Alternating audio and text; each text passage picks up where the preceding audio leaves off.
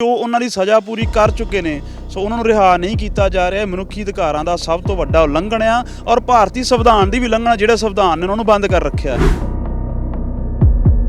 ਇੱਕ ਚੀਜ਼ ਹੈ, ਕਾਮਰੇਡਾਂ ਤੋਂ ਐਲਰਜੀ ਕਿਹਨੂੰ ਹੈ? ਮੋਦੀ ਆਰਐਸਐਸ ਨੂੰ।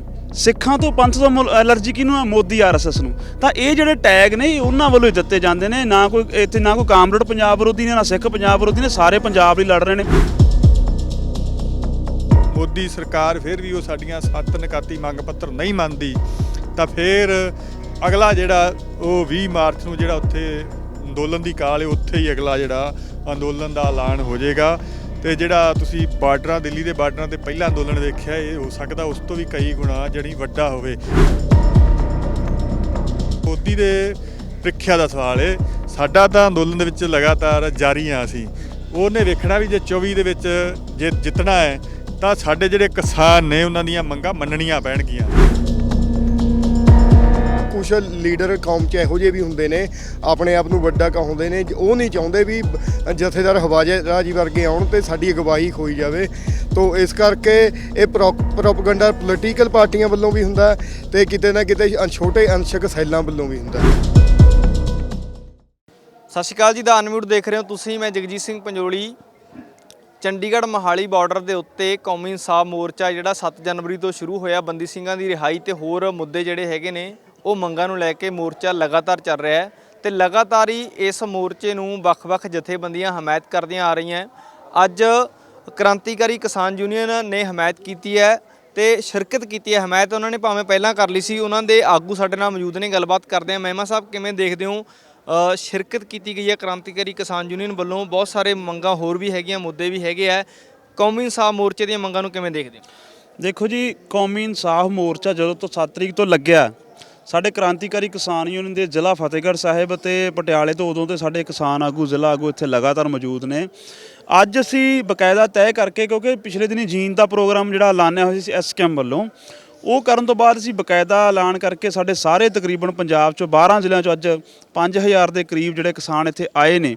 ਉਹ ਸਾਡੀ ਕ੍ਰਾਂਤੀਕਾਰੀ ਕਿਸਾਨ ਯੂਨੀਅਨ ਦੀ ਸਮਝ ਹੈ ਕਿ ਜਿੰਨੇ ਚਾਰੋਂ ਹੀ ਮੁੱਦੇ ਨੇ ਜਿਹੜੇ ਜਿਨ੍ਹਾਂ ਨੂੰ ਲੈ ਕੇ ਕੌਮੀ ਇਨਸਾਫ ਮੋਰਚਾ ਲੱਗਿਆ, ਉਹ ਜਾਇਜ਼ ਮੁੱਦੇ ਨੇ। ਕਿਉਂਕਿ ਜਿਹੜੇ ਲੋਕ ਸਜ਼ਾ ਪੂਰੀ ਕਰ ਚੁੱਕੇ ਨੇ ਭਾਰਤੀ ਕਾਨੂੰਨ ਅਨੁਸਾਰ, ਕਾਨੂੰਨ ਕਹਿੰਦਾ ਵੀ ਇਹਨਾਂ ਨੇ ਆਹ ਗੁਨਾਹ ਕੀਤਾ ਜਾਂ ਗਲਤੀ ਕੀਤੀ ਜਾਂ ਉਹਨਾਂ ਦੀ ਜੋ ਵੀ ਭਾਸ਼ਾ ਉਹਦੇ ਮੁਤਾਬਕ ਵੀ ਜੋ ਉਹਨਾਂ ਦੀ ਸਜ਼ਾ ਪੂਰੀ ਕਰ ਚੁੱਕੇ ਨੇ ਸੋ ਉਹਨਾਂ ਨੂੰ ਰਿਹਾ ਨਹੀਂ ਕੀਤਾ ਜਾ ਰਿਹਾ। ਮਨੁੱਖੀ ਅਧਿਕਾਰਾਂ ਦਾ ਸਭ ਤੋਂ ਵੱਡਾ ਉਲੰਘਣ ਆ ਔਰ ਭਾਰਤੀ ਸੰਵਿਧਾਨ ਦੀ ਵੀ ਉਲੰਘਣਾ, ਜਿਹੜੇ ਸੰਵਿਧਾਨ ਨੇ ਉਹਨਾਂ ਨੂੰ ਬੰਦ ਕਰ ਰੱਖਿਆ। ਸੋ ਇਸ ਕਰਕੇ ਅਸੀਂ ਸਮਝਦੇ ਹਾਂ ਔਰ ਨਾਲ ਜਿਹੜਾ ਗੁਰੂ ਗ੍ਰੰਥ ਸਾਹਿਬ ਦੀ ਬਿਪਦੀ ਹੋਈ, ਕਿਉਂਕਿ ਪੰਜਾਬ ਦਾ ਜਿਹੜਾ ਬਹੁ ਗਿਣਤੀ ਸਿੱਖ ਭਾਈਚਾਰਾ ਹੀ ਨਹੀਂ, ਪੂਰੀ ਪੰਜਾਬੀ ਜਿਹੜੀ ਪੂਰੇ ਪੰਜਾਬੀ ਨੇ, ਪੰਜਾਬੀ ਕੌਮ ਹੈ, ਉਹ ਸਮਝਦੀ ਵੀ ਗੁਰੂ ਗ੍ਰੰਥ ਸਾਹਿਬ ਦੀ ਬਿਪਦੀ ਨਾਲ ਉਹਨਾਂ ਨੂੰ ਦੁੱਖ ਪਹੁੰਚਿਆ ਤੇ ਸਰਕਾਰ ਜਿਨ੍ਹਾਂ ਨੇ ਬਿਪਦੀ ਕੀਤੀ, ਸਰਕਾਰ ਉਹਨੂੰ ਨੰਗਿਆਂ ਕਰੇ, ਸਜ਼ਾ ਦੇਵੇ। ਔਰ ਨਾਲ ਜਿਹੜੇ 328 ਸਰੂਪ ਅੰਮ੍ਰਿਤਸਰ ਸਾਹਿਬ ਤੋਂ ਜਿਹੜੇ ਗਾਇਬ ਕੀਤੇ ਗਏ ਨੇ, ਉਹਨਾਂ ਸਾਰੇ ਇਸ਼ੂਆਂ ਨੂੰ ਲੈ ਕੇ ਔਰ ਅੱਗੇ ਤੋਂ ਬਿਪਦੀ ਨਾ ਹੋਵੇ, ਸਖਤ ਕਾਨੂੰਨ ਬਣੇ। ਇਹ ਬਿਲਕੁਲ ਜਾਇਜ਼ ਮੁੱਦੇ ਨੇ, ਪੰਜਾਬੀਆਂ ਦੇ ਮੁੱਦੇ ਨੇ।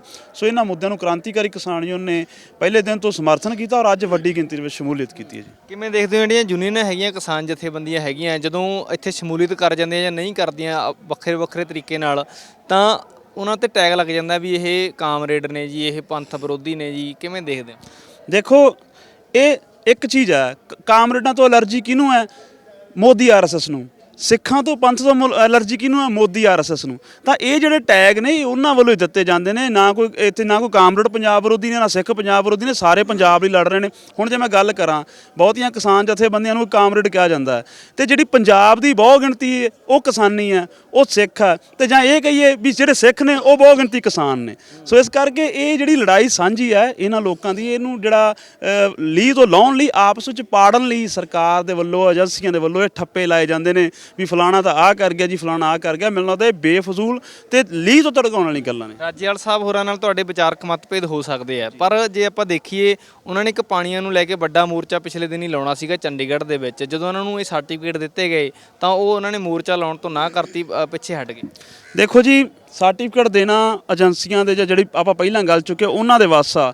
ਇਹ ਕਿਸੇ ਵੀ ਜਥੇਬੰਦੀ ਦੀ, ਧਾਰਮਿਕ ਜਥੇਬੰਦੀ, ਸਮਾਜਿਕ ਜਥੇਬੰਦੀ ਜਾਂ ਕਿਸਾਨ ਜਥੇਬੰਦੀ ਇਹ ਅੰਦਰਲੀ ਸੂਝ ਆ ਕਿ ਉਹਨੇ ਵੇਖਣਾ ਕਰੰਟ ਇਸ਼ੂ ਕਿਹੜਾ ਜਿਸ ਤੇ ਪੰਜਾਬ ਭਖ ਰਿਹਾ, ਔਰ ਉਹ ਜਿਹੜਾ ਇਸ਼ੂ ਆ ਉਹਨੂੰ ਲੜਨਾ ਤੇ ਜਿੱਤਣਾ ਮੁੱਖ ਹੁੰਦਾ। ਇਸ ਲਈ ਮੈਨੂੰ ਲੱਗਦਾ ਉਹਨਾਂ ਦਾ ਜਿਹੜਾ ਫੈਸਲਾ ਲਿਆ, ਠੀਕ ਫੈਸਲਾ ਲਿਆ ਕਿ ਉਹ ਇਸ ਮੋਰਚੇ ਨੂੰ ਸਮਰਥਨ ਕਰਦੇ ਨੇ, ਕਿਉਂਕਿ ਮੋਰਚਾ ਪਾਣੀ ਪ੍ਰਤੀ ਜੇ ਮੋਰਚੇ ਦੀ ਗੱਲ ਕਰੀਏ ਤਾਂ ਇੱਕ ਜੀਰੇ ਦੇ ਵਿੱਚ ਮੋਰਚਾ ਲੱਗਿਆ ਹੋਇਆ ਜਿਹੜਾ ਸ਼ਰਾਬ ਫੈਕਟਰੀ ਦੇ ਅੱਗੇ ਪੰਜਾਬ ਦੇ ਪਾਣੀ ਨੂੰ ਗੰਧਲਾ ਕਰਨਾ, ਜਿਹਨੇ ਪੰਜਾਬ ਦੇ ਪਾਣੀ ਪ੍ਰਤੀ ਮੁੱਦਾ ਫੋਕਸ ਕੀਤਾ। ਆਪਾਂ ਅੱਡ-ਅੱਡ ਫਰੰਟਾਂ ਦੇ ਪੰਜਾਬ ਦੇ ਪਾਣੀ ਨੂੰ ਬਚਾਉਣ ਲਈ ਲੜ ਰਹੇ ਹਾਂ। ਸਰਕਾਰ ਨੇ ਵੀ ਇਹ ਗੱਲ ਕਹੀ ਸੀ ਵੀ ਅਸੀਂ ਪਾਣੀ ਬਚਾਵਾਂਗੇ, ਤਾਂ ਸਾਨੂੰ ਇਹ ਲੜਾਈ ਉਹਨਾਂ ਦੇ ਗਲ ਪਾਉਣੀ ਚਾਹੀਦੀ ਆ। ਪਰ ਜਿਹੜਾ ਮੋਰਚਾ ਚੱਲ ਰਿਹਾ ਹੁੰਦਾ ਉਹਨੂੰ ਇੱਕ ਵਾਰੀ ਜਿੱਤਣਾ ਜ਼ਰੂਰੀ ਹੁੰਦਾ, ਨਹੀਂ ਤਾਂ ਅਸੀਂ ਜਿਹੜੀ ਸਾਡੀ ਤਾਕਤ ਹੈ ਕਿਸਾਨਾਂ ਦੀ, ਪੰਜਾਬੀਆਂ ਦੀ ਅੱਡ-ਅੱਡ ਥਾਵਾਂ ਤੇ ਵੰਡ ਜਾਏਗੀ। ਇਹ ਮੇਰੇ ਖਿਆਲ ਸਿਆਣਪਤਾ ਵਾਲਾ ਜਿਹੜਾ ਉਹਨਾਂ ਦਾ ਫੈਸਲਾ ਜੀ। ਪਰ ਹੁਣ ਜਿਹੜੀਆਂ ਮੰਗਾਂ ਨੇ, ਕਿਉਂਕਿ ਸਾਲ ਅਗਲੇ ਚੋਣਾਂ ਵਾਲਾ ਭਰਾ ਆਉਣ ਵਾਲਾ ਹੈਗਾ, 24 ਚੋਣਾਂ ਨੇ ਦੁਬਾਰੇ, ਹੈ ਨਾ, ਤੇ ਉਹ ਕਿਵੇਂ ਦੇਖਦੇ ਹੋ ਕਿ ਮੰਗਾਂ ਬਹੁਤ ਜ਼ਿਆਦਾ ਨੇ ਤੇ ਮੋਰਚਾ ਇੱਕੇ ਲੱਗਿਆ ਹੋਇਆ? ਹੋਰ ਵੀ ਮੰਗਾਂ, ਐਮਐਸਪੀ ਦੀ ਮੰਗ ਸੀਗੀ, ਉਹਨੂੰ ਲੈ ਕੇ ਮੋਰਚਾ ਸਸਪੈਂਡ ਹੋਇਆ ਸੀ ਸੰਯੁਕਤ ਕਿਸਾਨ ਮੋਰਚੇ ਵੱਲੋਂ ਲਾਇਆ ਗਿਆ। ਦੇਖੋ ਉਹ ਮੋਰਚਾ ਐਸਕੇਐਮ ਨੇ ਸ਼ੁਰੂ ਕਰ ਦਿੱਤਾ। ਪਿਛਲੇ ਦਿਨੀ ਚੰਡੀਗੜ੍ਹ 'ਚ ਆਹ ਮੋਰਚਾ ਲੱਗਣ ਤੋਂ ਪਹਿਲਾਂ ਵੱਡਾ ਇਕੱਠ ਹੋਇਆ, ਫਿਰ 26 ਜਨਵਰੀ ਨੂੰ ਜੀਂਦ ਦੇ ਵਿੱਚ ਰੈਲੀ ਹੋਈ ਵੱਡੀ। ਹੁਣ ਮਾਰਚ ਦੇ ਵਿੱਚ ਕੋਈ 23 ਮਾਰਚ ਦੇ ਇਰਦ ਗਿਰਦ ਐਸਕੇਐਮ ਨੇ ਵੱਡੀ ਜਿਹੜੀ ਰੈਲੀ ਦਿੱਲੀ ਦੇ ਵਿੱਚ ਕਰਨ ਦਾ ਐਲਾਨ ਕੀਤਾ ਹੋਇਆ ਐਮਐਸਪੀ ਨੂੰ ਲੈ ਕੇ। ਔਰ ਉੱਥੇ ਜਿਹੜਾ ਮੋਦੀ ਸਰਕਾਰ ਆ ਜਿਹੜੀ ਹੁਣ ਲਾਸਟ ਸਾਲ ਦੇ ਵਿੱਚ ਅਗਲੇ ਸਾਲ ਇਲੈਕਸ਼ਨ ਹੋਣੇ ਨੇ, ਤਾਂ ਉੱਥੇ ਦੇਸ਼ ਭਰ ਦੇ ਕਿਸਾਨ ਜੁਟਣਗੇ ਔਰ ਅਗਲਾ ਐਲਾਨ ਜਿਹੜਾ ਸਰਕਾਰ ਜਿਹੜਾ ਐਸਕੇਐਮ ਕਰੂਗਾ ਕਿ ਜਿਹੜਾ ਮੋਦੀ ਸਰਕਾਰ ਜਾਂ ਤੇ ਇਹ, ਕਿਉਂਕਿ 2014 ਤੋਂ ਪਹਿਲਾਂ ਮੋਦੀ ਸਰਕਾਰ ਨੇ ਕਿਹਾ ਸੀ ਕਿ ਅਸੀਂ C2 ਫਾਰਮੂਲਾ ਜਿਹੜਾ ਸਵਾਮੀਨਾਥਨ ਕਮਿਸ਼ਨ ਦਾ ਪਹਿਲੇ ਹੀ ਕੈਬਨਿਟ 'ਚ ਪਾਸ ਕਰ ਦਾਂਗੇ, ਔਰ ਮੇਰੇ ਖਿਆਲ ਨਾਲ ਲਾਸਟ ਬਜਟ ਜਿਹੜਾ ਸੈਸ਼ਨ ਸੀਗਾ ਉਹ ਵੀ ਲੰਘ ਗਿਆ, ਸੋ ਉਹਨਾਂ ਨੇ ਨਹੀਂ ਕੀਤਾ। ਤਾਂ ਇਹ ਲੋਕਾਂ ਦੇ ਖਿਲਾਫ, ਲੋਕਾਂ ਦੇ ਮਨਾਂ 'ਚ ਇਹਨਾਂ ਦੇ ਖਿਲਾਫ ਗੁੱਸਾ, ਔਰ ਭਾਰਤ ਦੇ ਕਿਸਾਨ ਮੋਦੀ ਸਰਕਾਰ ਨੂੰ ਹੁਣ ਜਿਹੜਾ ਗੱਦੀਆਂ ਲਾਉਣ ਲਈ ਤਿਆਰ ਨੇ। ਉਹਦਾ ਜਿਹੜੇ ਮੋٹے-ਮੋٹے ਪੱਖ ਸਾਹਮਣੇ ਆਉਣੇ ਸ਼ੁਰੂ ਹੋ ਗਏ ਨੇ। ਜਿਹੜਾ ਅਡਾਨੀ ਹੈ, ਅਡਾਨੀ ਤੇ ਮੋਦੀ ਦੋਵਾਂ ਦਾ ਰਲ ਕੇ ਮੁਡਾਨੀ ਮਾਡਲ ਕਿਹਾ ਜਾਂਦਾ ਵੀ ਇਹਨਾਂ ਨੇ ਰਲ ਕੇ, ਜਿੱਦਾਂ ਕਹਿੰਦੇ ਵੀ ਦੋ ਲੋਕ ਦੇਸ਼ ਵੇਚਦੇ ਨੇ, ਦੋ ਖਰੀਦਦੇ ਨੇ ਔਰ ਚਾਰੋਂ ਗੁਜਰਾਤੀ ਨੇ, ਤਾਂ ਉਹ ਮੁਡਾਨੀ ਮਾਡਲ ਫੇਲ ਹੋਇਆ। ਇੱਕੋ ਰਿਪੋਰਟ ਨੇ ਇੱਕੋ ਝਟਕੇ 'ਚ ਜਿਵੇਂ ਅਡਾਨੀ ਨੂੰ ਸੱਟਿਆ, ਤਾਂ ਜਦੋਂ ਪੈਸੇ ਲਾਉਣ ਵਾਲਾ ਮਗਰੋਂ ਜਾਂਦਾ ਤਾਂ ਫਿਰ ਜਿਹੜਾ ਅੱਗੇ ਕਰ ਰਿਹਾ ਉਹ ਵੀ ਜਾਊਗਾ ਪਿੱਛੇ। ਔਰ ਲੋਕ ਜਿਹੜੇ ਨੇ, ਜਾਂ ਤਾਂ ਸਰਕਾਰ ਐਮਐਸਪੀ ਤੇ ਗਰੰਟੀ ਕਾਨੂੰਨ ਬਣਾਊਗੀ ਜਾਂ ਫਿਰ ਭਾਰਤ ਦੇ ਕਿਸਾਨ ਇਹਨਾਂ ਨੂੰ ਖਿੱਚ ਕੇ ਬਾਹਰ ਸੁੱਟ ਦੇਣਗੇ। ਤੁਹਾਡੇ ਕੋਲ ਦੁਬਾਰਾ ਆਉਂਦੇ ਆ, ਪਹਿਲਾਂ ਆਪਾਂ ਜਿਹੜੇ ਹੋਰ ਕਿਸਾਨ ਆਗੂ ਆਏ ਗੱਲਬਾਤ ਕਰ ਲਈਏ। ਤੁਸੀਂ ਕਿਵੇਂ ਦੇਖਦੇ ਹੋ ਜਥੇਬੰਦੀ ਦੀ ਅੱਜ ਦੀ ਸ਼ਮੂਲੀਅਤ ਨੂੰ?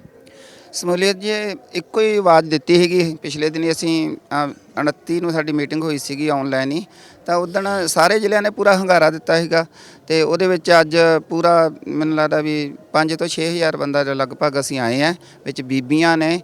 ਬਾਕੀ ਜਿਹੜਾ ਕੁਛ ਅੱਜ ਕੱਲ੍ਹ ਜੇ ਨਾ ਇੱਕ ਗੁਰੂ ਰਵਿਦਾਸ ਜੀ ਦਾ ਜਿਵੇਂ ਹਲੇ ਚੱਲ ਰਿਹਾ ਏ, ਤੇ ਹਾਂ ਪ੍ਰਕਾਸ਼ ਦਿਹਾੜਾ, ਤੇ ਉਹਦੇ ਸੰਬੰਧ ਵਿੱਚ ਵੀ ਕੁਛ ਸੰਗਤਾਂ ਦੀ ਉਹ ਹੋਈ ਹੈ। ਪਰ ਆਉਣ ਵਾਲੇ ਟਾਈਮ 'ਚ ਅਸੀਂ ਇਸ ਮੋਰਚੇ ਨੂੰ ਪੂਰਾ ਪਖਾਵਾਂਗੇ ਤੇ ਜ਼ਿੰਮੇਵਾਰੀ ਲੈ ਕੇ ਪੂਰੀ ਸ਼ਮੂਲੀਅਤ ਕਰਾਂਗੇ ਇਹਦੇ ਵਿੱਚ। ਲੜਾਈਆਂ ਕਾਫੀ ਨੇ, ਕਿੱਥੇ ਕਿੱਥੇ ਹਾਜ਼ਰੀ ਭਰੋਗੇ ਫਿਰ? ਬਿਲਕੁਲ ਰੋਜ਼ ਹੀ ਡੇਲੀ ਉਹ ਹੁੰਦੀ ਹੈ ਲੜਾਈ। ਤਾਂ ਹੁਣ ਕੱਲ੍ਹ ਹੀ ਹਲੇ ਆਪਾਂ ਕਿੱਥੇ ਗਏ ਸੀ ਯੂਪੀ 'ਚ? ਨਹੀਂ ਜੀਂਦ ਨਹੀਂ, ਕੱਲ ਜਿਹੜੇ ਤੁਸੀਂ ਜਾ ਕੇ ਆਏ ਅਲੀਗੜ੍ਹ ਜਾ ਕੇ ਆਏ ਹੈ। ਕੱਲ ਮੈਂ ਰਾਜਸਥਾਨ ਨੂੰ ਆਇਆ ਏ।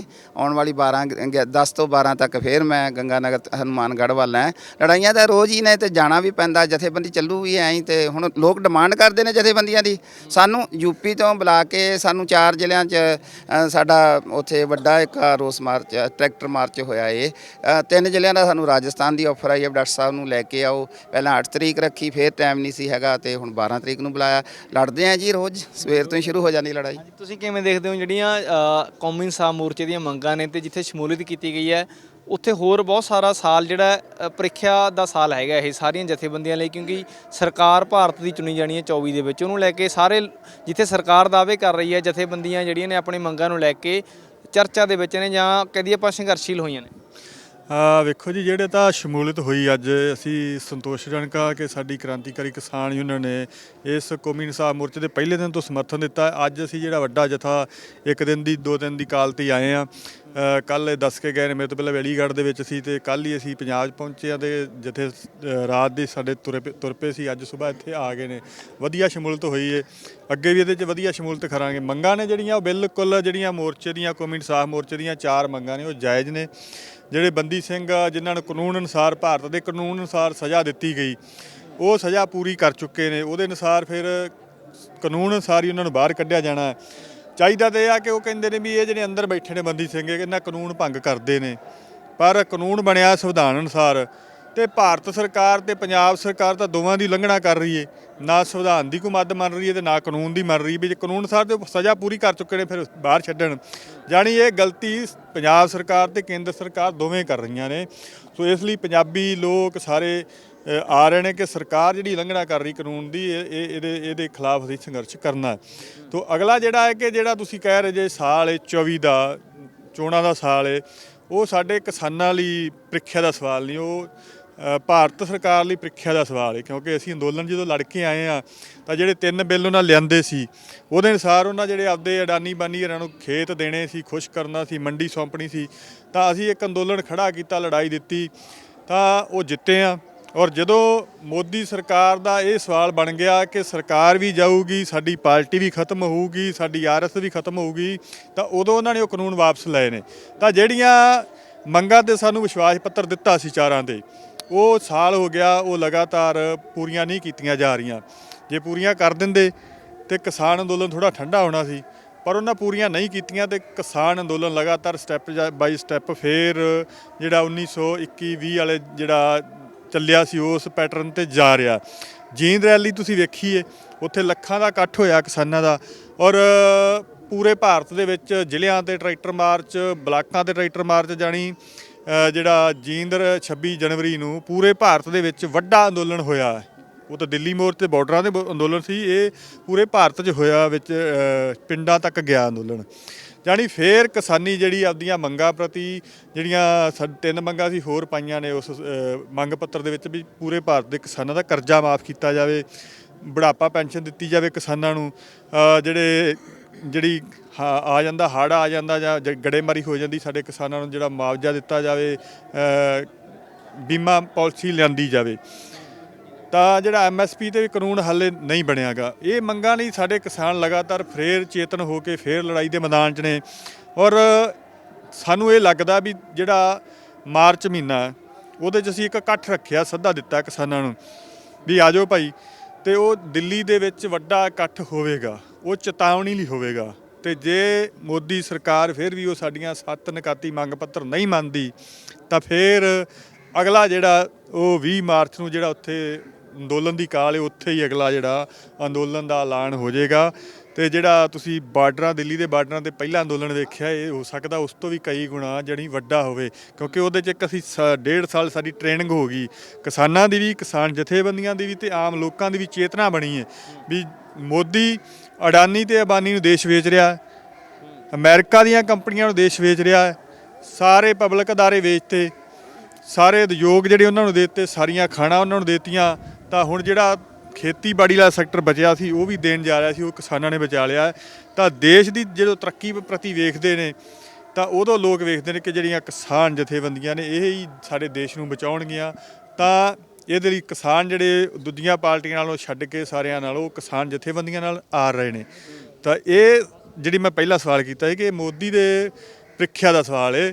ਸਾਡਾ ਤਾਂ ਅੰਦੋਲਨ ਦੇ ਵਿੱਚ ਲਗਾਤਾਰ ਜਾਰੀ ਆ, ਅਸੀਂ ਉਹਨੇ ਵੇਖਣਾ ਵੀ ਜੇ 24 ਦੇ ਵਿੱਚ ਜੇ ਜਿੱਤਣਾ ਹੈ ਤਾਂ ਸਾਡੇ ਜਿਹੜੇ ਕਿਸਾਨ ਨੇ ਉਹਨਾਂ ਦੀਆਂ ਮੰਗਾਂ ਮੰਨਣੀਆਂ ਪੈਣਗੀਆਂ। ਜੇ ਉਹਨੇ ਮੰਗਾਂ ਨਹੀਂ ਮੰਨੀਆਂ ਤੇ ਮੋਦੀ BJP RS ਮਤ ਸੋਚੇ ਕਿ ਉਹ ਕੇਂਦਰ ਦੀ ਕੁਰਸੀ ਤੇ ਬੈਠ ਜਾਣਗੇ। ਤੇ ਜੇ ਦੂਜੀਆਂ ਸਰਕਾਰਾਂ ਵੀ ਕੋਈ ਸਾਡੀਆਂ ਮੰਗਾਂ ਨਹੀਂ ਮੰਨਦੀਆਂ ਤੇ ਉਹ ਵੀ ਸੋਚਣ ਵੀ ਉਹ ਲਗਾਤਾਰ ਕਿਤੇ ਭਾਰਤ ਦੀ ਕੁਰਸੀ ਤੇ ਬਹਿ ਜਾਣਗੀਆਂ, ਕਿਉਂਕਿ ਹੁਣ ਕਿਸਾਨ ਇਸ ਮੂਡ 'ਚ ਆ ਚੁੱਕੇ ਨੇ ਵੀ ਇਹਨਾਂ ਨੂੰ ਆਪਦੀਆਂ ਮੰਗਾਂ ਮਨਾਉਣੀਆਂ ਨੇ ਤੇ ਲੜਾਈ ਦੇਣੀ ਹੈ।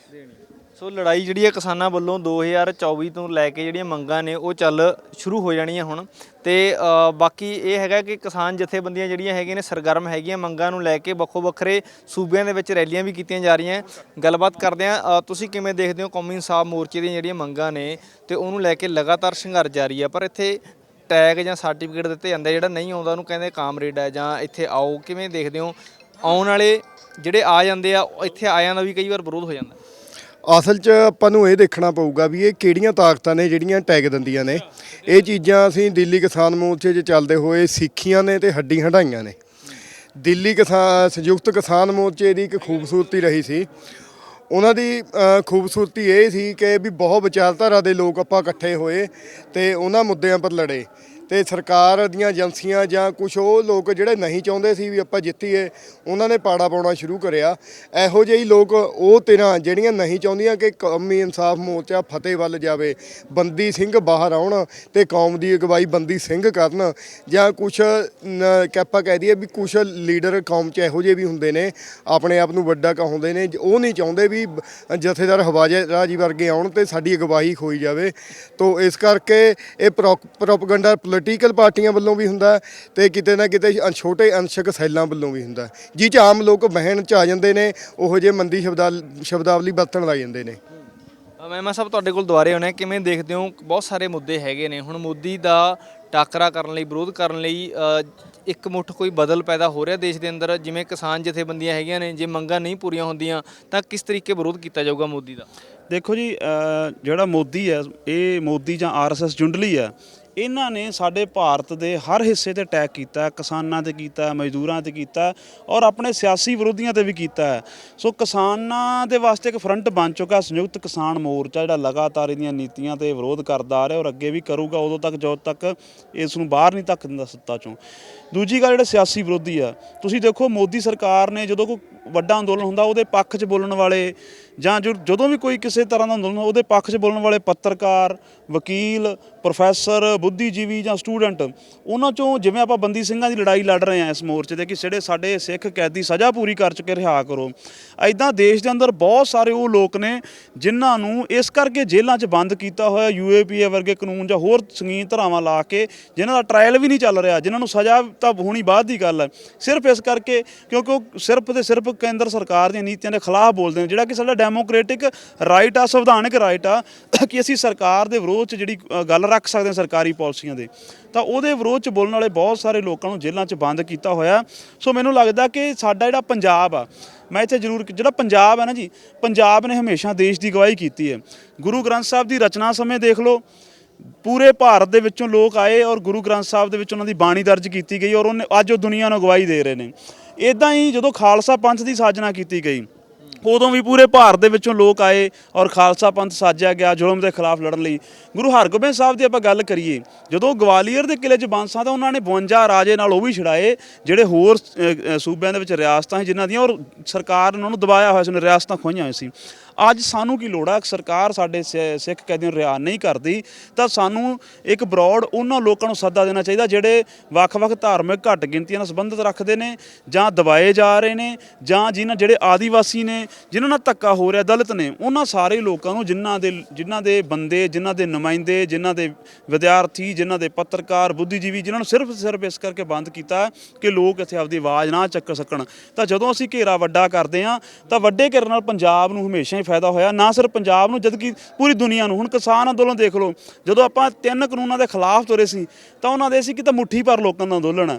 ਜਿਵੇਂ ਜਿਵੇਂ ਅੱਗੇ ਵਧੇ, ਪੰਜਾਬ ਆਇਆ, ਹਰਿਆਣਾ ਆਇਆ, ਪੰਜਾਬ ਦੀਆਂ 32 ਜਥੇਬੰਦੀਆਂ ਇਕੱਠੀਆਂ ਹੋਈਆਂ, ਫਿਰ ਹਰਿਆਣੇ ਜੁੜੀਆਂ, ਫਿਰ 7 ਨਵੰਬਰ ਨੂੰ ਜਦੋਂ ਐਸਕੇਐਮ ਬਣਿਆ, ਪੂਰੇ ਦੇਸ਼ ਦੇ ਲੋਕ ਆ ਗਏ ਤਾਂ ਉਹ ਜਿਹੜਾ ਹਮਲਾ ਰੁਕਿਆ, ਉਹਦਾ ਸਭ ਤੋਂ ਵੱਧ ਨੁਕਸਾਨ ਪੰਜਾਬ ਨੂੰ ਹੋਣਾ ਸੀ ਤੇ ਹੁਣ ਦੇਸ਼ ਦੇ ਵਿੱਚ ਇੱਕ ਨਵੀਂ ਜਾਗ ਲੱਗੀ। ਸੋ ਮੈਨੂੰ ਲੱਗਦਾ ਪੰਜਾਬ ਦੇ ਜਿਹੜੇ ਡੈਮੋਕ੍ਰੈਟਿਕ ਜਾਂ ਜਮਹੂਰੀ ਅਧਿਕਾਰ ਦੇ ਜਿਹੜੇ ਲੋਕ ਨੇ, ਉਹ ਵੀ ਪੰਜਾਬ ਦੇ ਇਸ ਮੋਰਚੇ ਵੱਲ ਨੂੰ ਵੇਖ ਰਹੇ ਨੇ ਕਿ ਇੱਥੋਂ ਗੱਲ ਅੱਗੇ ਤੁਰੇ ਔਰ ਪੂਰੇ ਭਾਰਤ ਦੇ ਵਿੱਚ ਜਿਹੜੀ ਗੱਲ ਚੱਲੇ। ਠੀਕ ਹੈ ਜੀ, ਤੁਸੀਂ ਕਿਵੇਂ ਦੇਖਦੇ ਹੋ ਮੰਗਾਂ ਨੂੰ ਲੈ ਕੇ ਜਿੱਥੇ ਮੋਰਚਾ ਲੱਗਿਆ ਹੋਇਆ ਹੈ ਤੇ ਸ਼ਮੂਲੀਅਤ ਕੀਤੀ ਗਈ ਹੈ ਕ੍ਰਾਂਤੀਕਾਰੀ ਕਿਸਾਨ ਯੂਨੀਅਨ ਵੱਲੋਂ?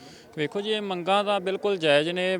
ਤੁਹਾਡੇ ਮਾਧਿਅਮ ਰਾਹੀਂ ਇੱਕੋ ਅਪੀਲ ਕਰਾਂਗੇ ਵੀ ਸਾਨੂੰ ਸਭ ਨੂੰ ਇੱਕਮਤ ਹੋਣਾ ਪਏਗਾ, ਕਿਉਂਕਿ ਜੋ ਪਿੱਛੇ ਦਿੱਲੀ ਅੰਦੋਲਨ ਜਿੱਤਿਆ ਸੀ ਉਹ ਵੀ ਅਸੀਂ ਇੱਕਮਤ ਹੋ ਕੇ ਜਿੱਤਿਆ ਸੀ। ਇੱਕ ਸ਼ਬਦ ਇੱਥੇ ਵਰਤਿਆ ਜਾਂਦਾ, ਕਾਮਰੇਡ। ਕਾਮਰੇਡ ਸ਼ਬਦ ਤੇ ਸਮਝ ਨਹੀਂ ਆਉਂਦੀ ਵੀ ਉਹ ਕਾਮਰੇਡ ਸ਼ਬਦ ਹਰੇਕ ਤੇ ਕਿਉਂ ਲਾਇਆ ਜਾ ਰਿਹਾ ਹੈ।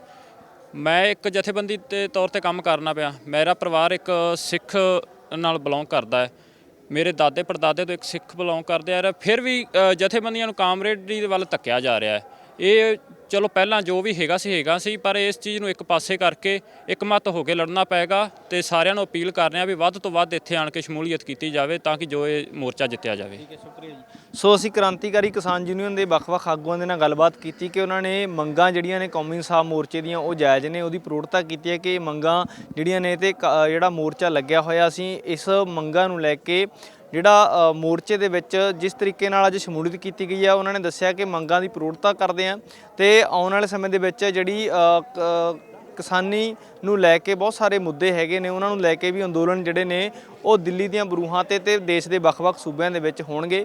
ਫਿਲਹਾਲ ਤੁਸੀਂ ਜੁੜੇ ਰਹੋ ਦਾ ਅਨਮਿਊਟ ਦੇ ਨਾਲ। ਮੈਨੂੰ ਦਿਓ ਇਜਾਜ਼ਤ। ਮੇਰੇ ਸਹਿਯੋਗੀ ਪ੍ਰਭਜੋਤ ਦੇ ਨਾਲ ਜਗਜੀਤ ਸਿੰਘ ਪੰਜੋਲੀ, ਧੰਨਵਾਦ।